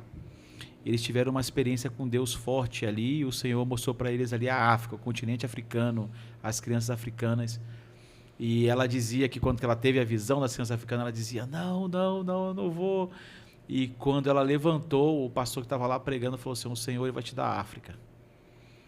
E ela então foi para lá no pior momento. Moçambique era o país mais pobre do mundo, estava vivendo uma guerra civil. E ela, de uma família bastante, né, conceituada, rica e tudo, deixou tudo lá nos Estados Unidos e foi morar no lixão da capital do país mais pobre do mundo, vivendo uma guerra civil. Então ali inicia um ministério cuidando das crianças ali do lixão. E ela tinha um balde, cara, de comida por dia para alimentar centenas de crianças. E ela até escreveu um livro chamado Sempre Haverá o Suficiente. Esse livro nem tem mais aqui em português, somente tem para inglês. Ela conta a história de como foi esse começo. O que é mais incrível? Porque do lugar menos esperado que poderia no mundo, surgiu uma missão que nos 10 anos próximos, após ali, né, por surgimento dela, foram mais de 10 mil igrejas, né, plantadas lá na África. Eu falo de vilarejos, povoados, muitos milagres de cura, ressurreição de mortos. Foi algo incrível da manifestação do poder de Deus ali em pequenas vilas, e isso foi reverberando e hoje trabalha em 40 países. Aqui no Brasil nasceu há 20 anos quase 20 anos atrás, 19 anos atrás, foi quando ela esteve aqui no Brasil e conheceu, né, um missionário, né, daqui, o pastor Disseu, que começou ali em Heliópolis. Então foi a primeira base nossa daqui do Brasil. Então começou ali na comunidade, depois foi para uma comunidade, né, ali do lado, né, por vizinha, e hoje temos 14 bases, né, missionárias aqui no Brasil. Então nós temos desde o Piauí, Alagoas, nós temos o Mato Grosso, lá na Chapada, nós temos em Mossoró, nós temos em Fortaleza, e uma grande ênfase que o Ministério tem é de chegar no lugar mais escuro da cidade. Então você fala assim, cara, existe um lugar aqui na minha cidade que é o mais escuro, o Ministério vai sempre procurar esse pior lugar que tem para de fato acender uma luz ali, para começar a trabalhar ali.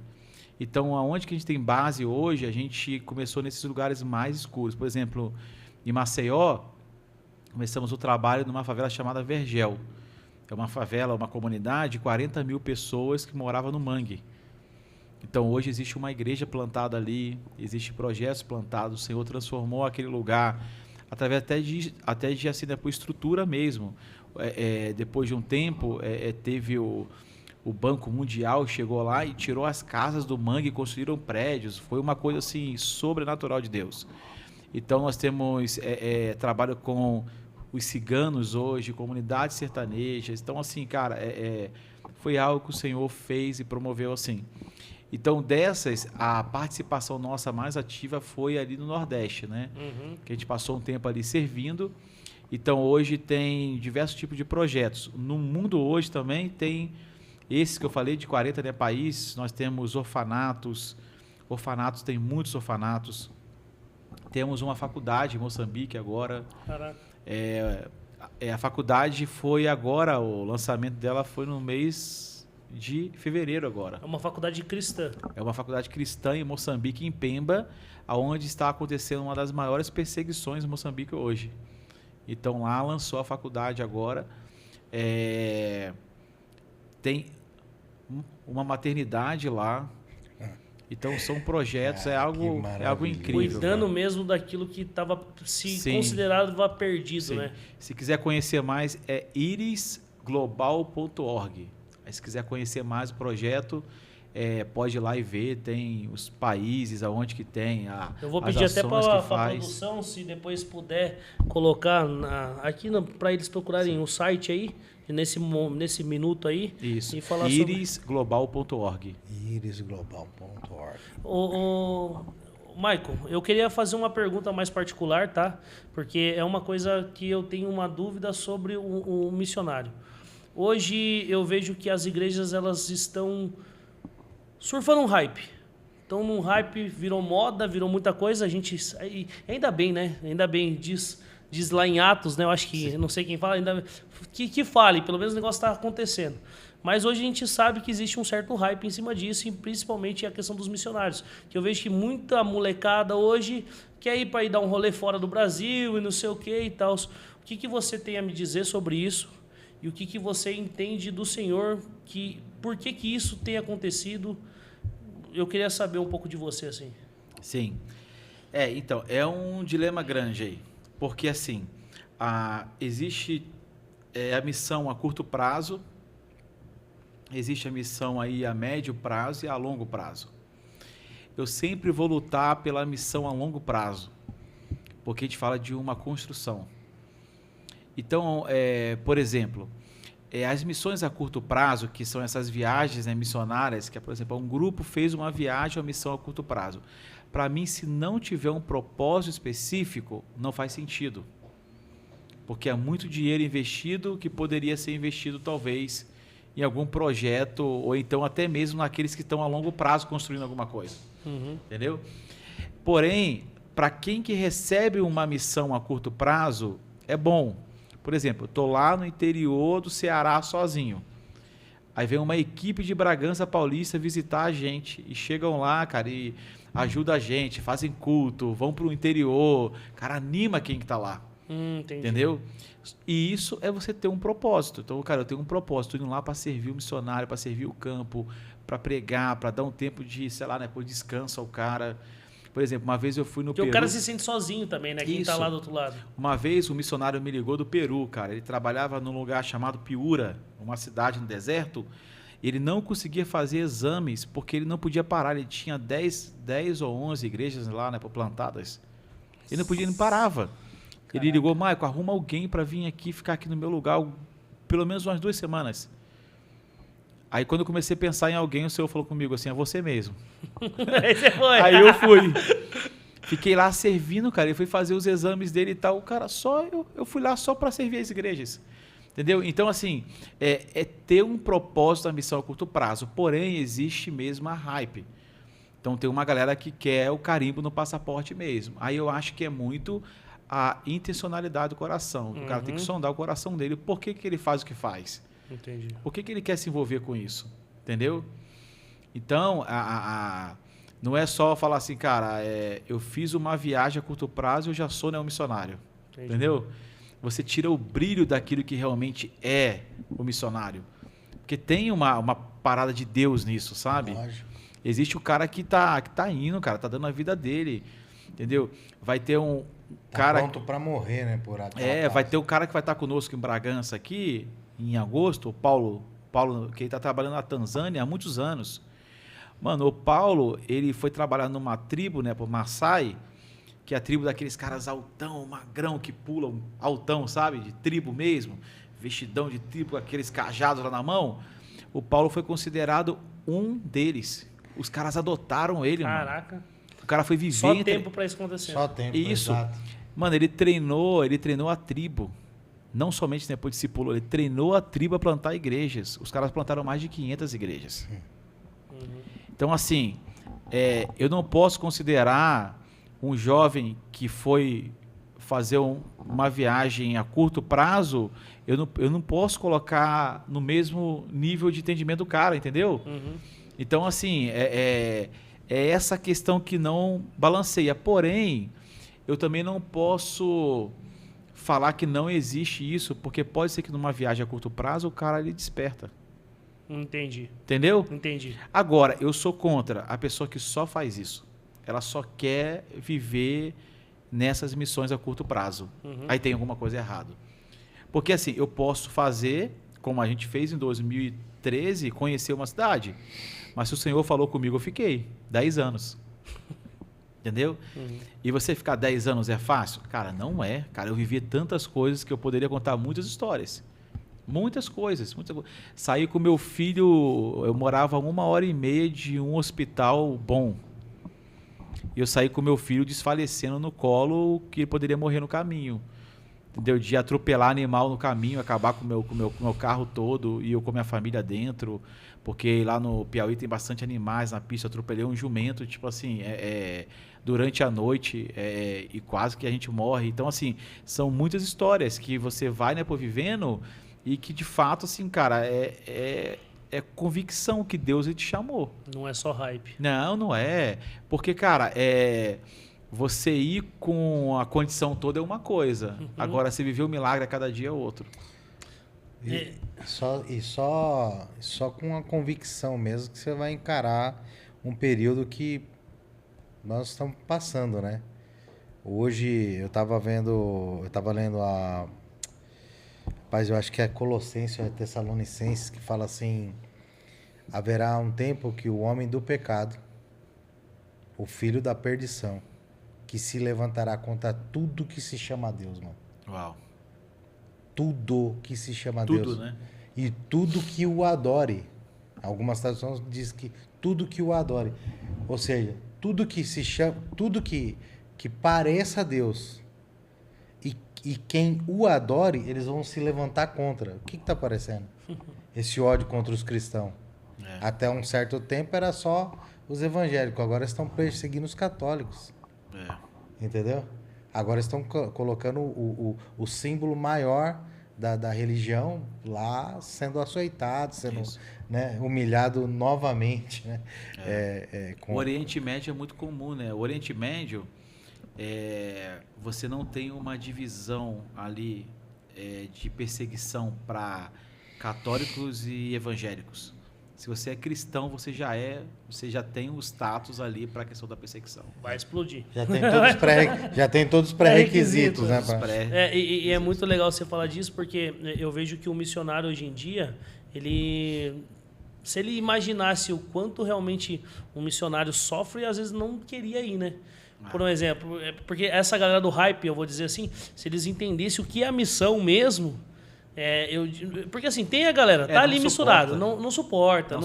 É complicado, tá buscando uma coisa e vai encontrar Deus ali, com certeza. Porque se no começo do chamado o Senhor ele me apontasse, Michael, vai acontecer isso aqui, eu não sei nem se eu teria ido. Assim, de fato, sendo bem, né, por real. Porém, o Senhor te capacita à medida com que você está indo, entendeu? Sim. Então, é muito subjetivo, assim, cara, porque quanto mais você obedece, mais ele te confia um pouco, entendeu? Só que você só faz isso à medida da caminhada, da construção, entendeu? Não tem fórmula, né, mágica. Aí tem gente que fala assim, não vou servir a minha igreja local não, porque eu tenho um chamado para lugar tal. E tipo assim, os caras não produzem nada, tipo assim, eles não ajudam, eles não cooperam, eles não são. Só para você ter uma ideia, mais de 50% dos missionários que voltam antes do tempo do campo, por exemplo, foi para o projeto 3 anos, um ano o cara vem. Mais de 50% voltam, não é porque acabou o dinheiro, não é por problema de saúde, não é porque tem um pai, né, assim, né, por doente, a mãe não é por doente. É por problema de caráter, mano. Entende isso? Então, assim, não é a hype, tipo assim, vamos lá, eu vou. Não é, cara, é de que maneira que você vai. Entendeu? Porque que a hype sustenta somente a adrenalina ali do momento. Fogo de palha. O Né? fogo ali de palha. Depois em off eu quero entrar num assunto com você, e aí você me explica melhor que vai entrar um pouco nisso. Eu vou lembrar. Vou gravar, isso aí. galera. Eu vou gravar. Não grava depois não, eu porque é um posto. assunto mais, vamos dizer assim, hoje tá muito em alta. Brincadeira. Enfim, mas é nítido isso, sabe? Eu vejo porque hoje a gente tem um amor. Eu faço essa pergunta porque eu tenho um amor pela igreja, eu tenho um amor pelo que o senhor está fazendo. E tem pessoas que de verdade não entenderam. Não sei qual é o propósito dessas pessoas, mas o senhor sabe, né? O senhor sabe por que ele está fazendo isso. Meu E amigo. tem que ir pro final, né? A gente vai. Eu queria fazer algo diferente, não sei se você me permite. Fica à aqui. vontade, você tem total liberdade. 50-50. No final, a gente faz 2 perguntas.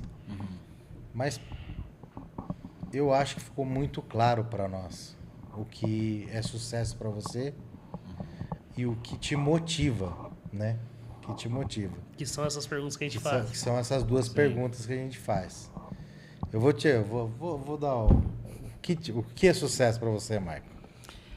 Sucesso para mim, pelo caminho que eu escolhi de obediência ao Senhor, eu digo que o sucesso no mundo é você subir uma escada. E quando você é dedicado a fazer algo, você tem que ser o melhor mesmo. Você tem que subir a escada e chegar no topo. Para mim, dentro do reino de Deus, a escada é o contrário. Então, o sucesso para mim é perder tudo que eu tenho de mim mesmo para ter tudo que é de Cristo, entendeu? Então, o sucesso para mim é descer a escada a ponto de não aparecer, de não ser mais eu, entendeu? E tudo que eu for me colocar à disposição de fazer é porque Ele me deu a direção. Então, para mim, o sucesso é perder mesmo. Cara, aqui pensando sobre isso daí, que como a gente às vezes quer muito o primeiro lugar, né? E a gente vive essa corrida querendo o primeiro lugar, né? Mas é ao contrário, né? Cabeça, né? Sim. A outra pergunta seria o que te motiva a continuar fazendo isso, porque é muito nítido como o Kleber falou, mas a gente sabe que existe uma motivação dentro de você para continuar fazendo o que você faz. E o que seria essa motivação? Eu poderia dizer que a motivação era Deus, isso é bem comum, porque é mesmo, mas eu tenho uma questão muito de legado na minha vida, assim. Eu penso nos meus filhos, cara. Por que eu falo que eu penso neles? A Bíblia conta a história de 2 homens. Um foi Paulo, a gente conhece a história de Paulo, e quando ele vai terminar a jornada dele, ele escreve ao amigo dele, Timóteo, dizendo: combati o bom combate, encerrei a carreira e guardei a fé. Isso para mim é legado. Porque até hoje a gente conta a história de Paulo. E ele escreveu ao amigo dele, fez questão de falar, cara, combati o bom combate. Então isso para mim, cara, é uma motivação total, sabe? De continuar e de fazer o que eu faço. De o meu filho poder falar assim, cara, o meu pai foi um cara que amou Jesus. Até o fim. Até o último dia da vida dele.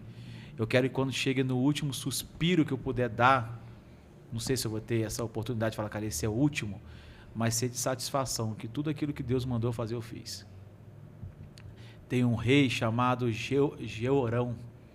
A Bíblia diz, cara, que esse rei, tudo que Deus mandou ele fazer, ele não fez. E a Bíblia diz que esse cara morreu, não pôde ser enterrado entre os outros reis. E a Bíblia está lá, cara, escrito claro, e ninguém sentiu saudades dele. E eu faço o paralelo entre esse rei, que foi um cara que não deixou legado, que não deixou história, teve tudo para fazer isso. Mano, ele teve a voz de Deus, ele teve súditos, ele teve, cara, o reino à disposição dele. Poder, né? Tudo.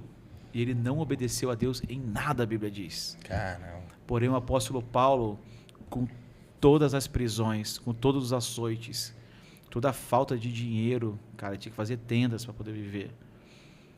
Com cobra picando, com barco afundando, naufrágio, apedrejamento. Cara, 70% das cartas de Paulo escreve preso, como marginal. E para terminar a carreira dele dizendo: combati o bom combate, encerrei a carreira e guardei a fé. Então, cara, para mim é um espelho, sabe?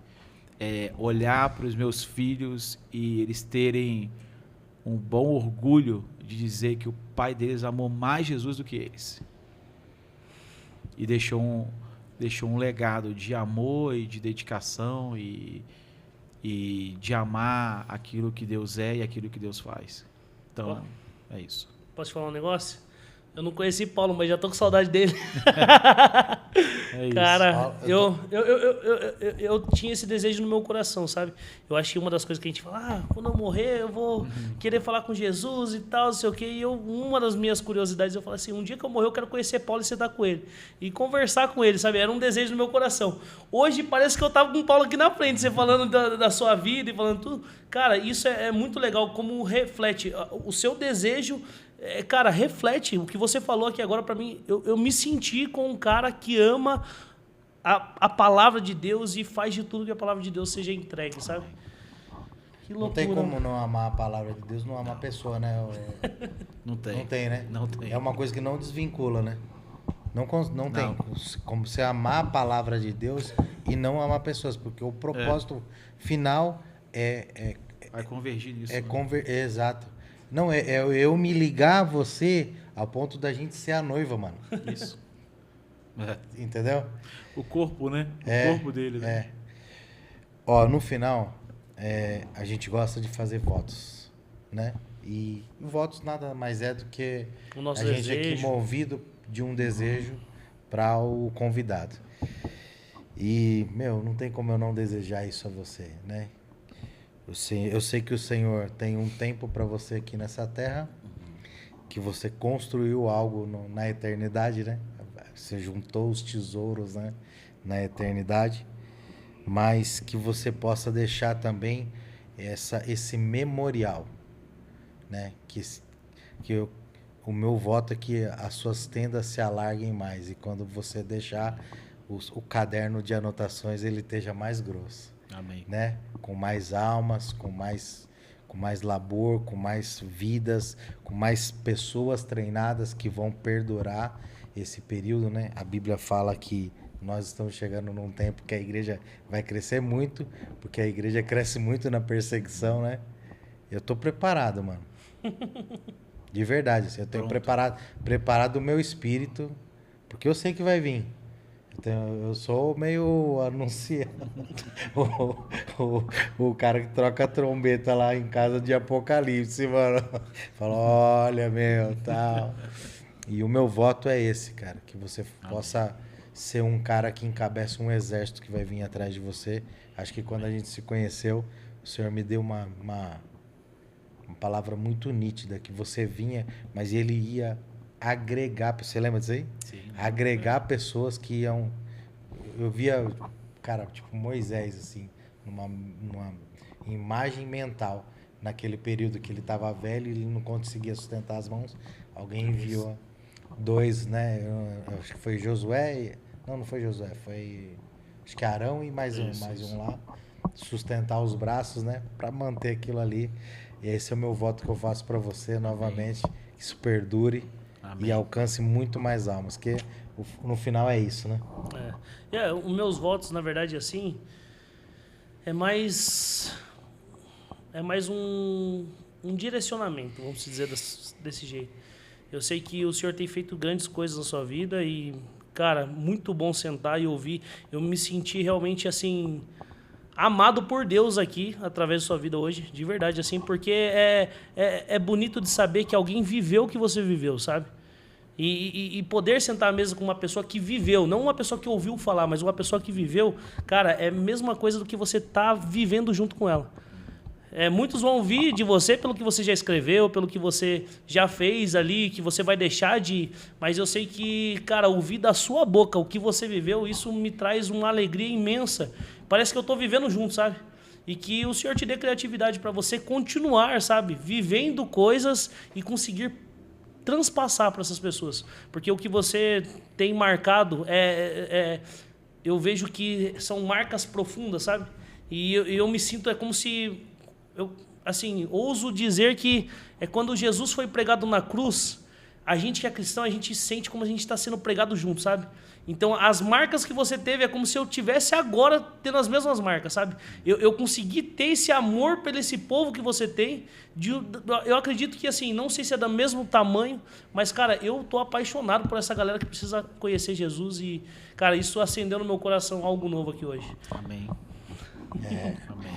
É muito top. E eu gostaria que você deixasse recado pro Michael, que tá lá com 18 anos, né, meu? Acabou de encontrar Jesus. Daquele fósforo caiu dentro daquele tonel de combustível e tá ali queimando. A sua câmera é essa daqui, ó. Deixa um recado lá. Sim. Do Michael do futuro pro Michael do passado. Marca do passado. Se eu tivesse que falar para ele, eu falaria: respeite as suas férias. Muito bom.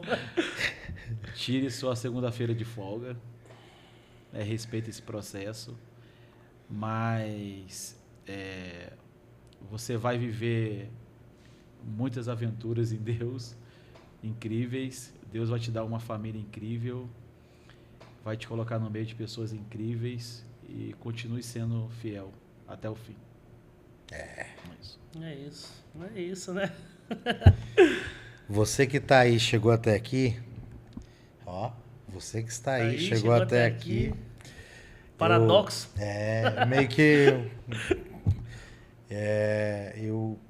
eu vou te fazer um desafio. Manda para as pessoas que você... que merece ter esse testemunho aqui contado até aqui. Uma vida de dedicação, devoção, que começou com... Manda pro seu amigo ateu. Manda pro seu amigo ateu. Ateu, graças a Deus. Ateu, graças a Deus. Eu tinha um amigo que falava isso. Eu sou ateu, graças a Deus. E curte, comenta, compartilha, para que a plataforma compreenda que esse conteúdo, que é feito com tanto carinho para vocês, possa alcançar mais pessoas. E eu acho que é só, né? É isso, mano. Manda pro missionário também, que começou para entender um pouco o que é a missão, né, mano? Sim. Verdade. Porque a missão, eu acho que isso aumenta a fé do cara que tá ali precisando aprender, que quer saber o que fazer, como fazer. Eu acho que esse conteúdo aqui vai ser muito importante para essa pessoa. Manda para esse missionário aí que você conhece, que vai aumentar a fé dele, fechou? Fechou. Galera, muito obrigado, né? E até um próximo episódio, né? Tchau. Tchau.